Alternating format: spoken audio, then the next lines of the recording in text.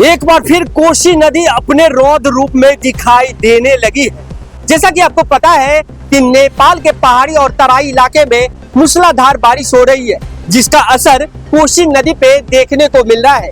नेपाल के मौसम विभाग और राष्ट्रीय आपदा जोखिम न्यूनीकरण एवं प्रबंधन प्राधिकरण NDRRMA द्वारा शनिवार से सोमवार तक देश के विभिन्न हिस्सों में अत्यधिक भारी बारिश का रेड अलर्ट जारी किए जाने के बाद कोसी नदी का जलस्तर लगातार बढ़ रहा है।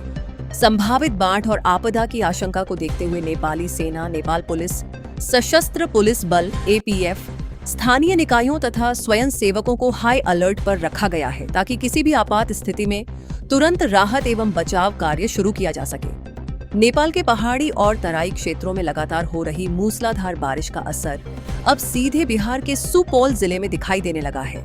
कोसी बराज कंट्रोल रूम से शाम 6 बजे मिली जानकारी के अनुसार कोसी नदी का डिस्चार्ज बढ़कर 2,15,000 क्यूसेक पहुंच गया है।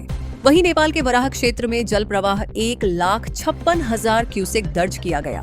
बढ़ते दबाव को देखते हुए कोसी बराज के 56 में से 29 फाटक खोल दिए गए हैं ताकि अतिरिक्त पानी की सुरक्षित निकासी हो सके। कोसी का बढ़ता जलस्तर तटबंध के भीतर रहने वाले हजारों परिवारों के लिए नई मुसीबत लेकर आया है। नदी के तेज कटाव से कई घर कोसी की धारा में विलीन हो चुके हैं। वर्षों की मेहनत से बनाए गए आशियाने पल भर में उजड़ गए हैं।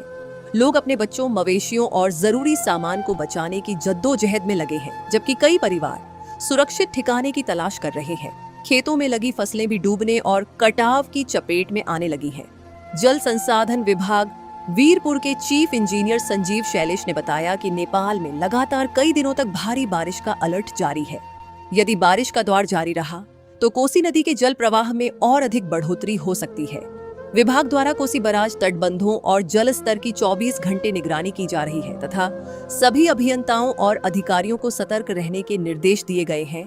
कोसी को यूं ही बिहार का शोक नहीं कहा जाता। नेपाल में होने वाली भारी बारिश का असर सबसे पहले सुपौल, सहरसा, मधेपुरा और आसपास के इलाकों में दिखाई देता है। तटबंध के भीतर रहने वाले लोगों के लिए हर बारिश एक नई परीक्षा बनकर आती है।